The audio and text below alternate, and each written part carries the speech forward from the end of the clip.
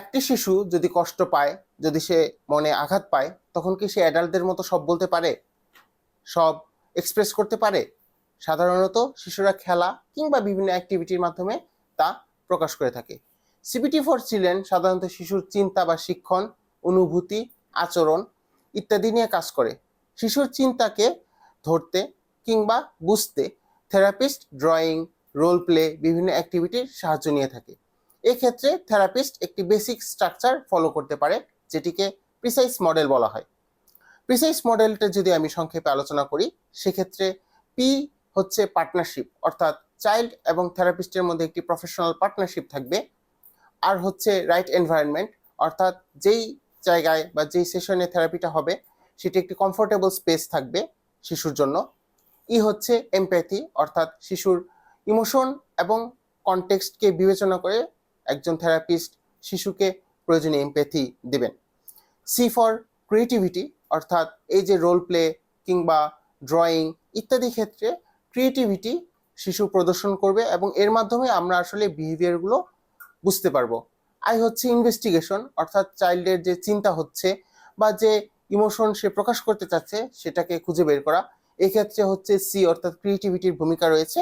পাশাপাশি আমরা care giver এবং সংশ্লিষ্ট ব্যক্তিবর্গ যারা, তাদের মতামত আমরা নিতে পারি। অ্যাজ ফর সেলফ ডিসকভারি, অর্থাৎ শিশু নিজে নিজেই এখান থেকে শিখবে এবং বুঝতে পারবে তার জন্য কোন আচরণ করাটা ভালো, কোন আচরণ করাটা ভালো নয়। সেই সাথে সাইকোথেরাপি সেশনটা শিশুর জন্য অর্থাৎ এনজয়েবল হবে। অর্থাৎ সিবিটি হচ্ছে শিশুকে চিন্তা করতে, চিন্তা বদলাতে এবং কোনো চ্যালেঞ্জ ফেস করতে সাহায্য করে। আরেকটা কথা এখানে গুরুত্বপূর্ণ, সেটি হচ্ছে এবিসি মডেল, অর্থাৎ antecedent, behaviour, consequence. CBT for চিলড্রেনের ক্ষেত্রে একজন থেরাপিস্ট শিশুর বিহেভিয়ার নিয়ে কাজ করেন অবশ্যই, কিন্তু তার সাথে বিহেভিয়ারের যে অ্যান্টিসিডেন্ট রয়েছে, অর্থাৎ বিহেভিয়ার করার যে পূর্বের অবস্থা বা পূর্বের পরিস্থিতি, সেটি নিয়েও কাজ করেন, যার ফলে শিশুর বিহেভিয়ারের উন্নতি করা সম্ভবপর হয়ে ওঠে। আরেকটি বিষয় খুব গুরুত্বপূর্ণ, সেটি হচ্ছে সিবিটি এবং এবিএ। বাংলাদেশি পার্সপেক্টিভে দুইটি জিনিসই খুব গুরুত্বপূর্ণ, কিন্তু আমাদের বুঝতে হবে আমরা কাকে সিবিটি অ্যাপ্লাই করব এবং কাকে এবিএ অ্যাপ্লাই করব। সাধারণত সিবিটি মানে হচ্ছে কগনিটিভ বিহেভিয়ার থেরাপি, যা মূলত থিঙ্কিং মডিফিকেশন, অর্থাৎ চিন্তা চেতনার পরিবর্তন, চিন্তা করা, সেটা বদলানো ইত্যাদি ক্ষেত্রে কাজে দেয়। কিন্তু এবিএ হচ্ছে ডিরেক্ট বিহেভিয়ার মডিফিকেশন, সেখানে চিন্তা অপেক্ষা ডিরেক্ট বিহেভিয়ার মডিফিকেশন যেসব টেকনিক আছে সরাসরি সেটা অ্যাপ্লাই করা এবং এর উপর এমফাসাইজ করা হয়। সেই কারণেই সিবিটি সাধারণত 7 বছর কিংবা তার ঊর্ধ্বে যেসব শিশু কিশোররা রয়েছে তাদেরকে দেওয়া হয়। কিন্তু 7 বছর কিংবা তার কম বয়সী শিশুদের জন্য এবিএ অর্থাৎ অ্যাপ্লাইড বিহেভিয়ার অ্যানালাইসিসটাই, এই পদ্ধতিটা গ্রহণ করা সবচেয়ে বেশি যুক্তিযুক্ত।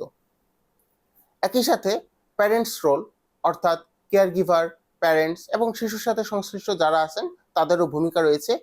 একটা সেশনে 45 মিনিট কিংবা 1 ঘন্টার একটা সেশনের পর শিশু সর্বক্ষণই তাদের সাথে থাকেন। সো তাদের একটা গুরুত্বপূর্ণ ভূমিকা আছে শিশুকে সেই বিহেভিয়ারটা আবার শেখানো এবং সেটা ডেইলি লাইফে অ্যাডজাস্টমেন্ট করে দেওয়া। এক্ষেত্রে সাইকোথেরাপিস্ট প্যারেন্টের সাথে কিংবা কেয়ার গিভারের সাথে আলোচনা করে একটি গুরুত্বপূর্ণ ভূমিকা পালন করতে পারেন।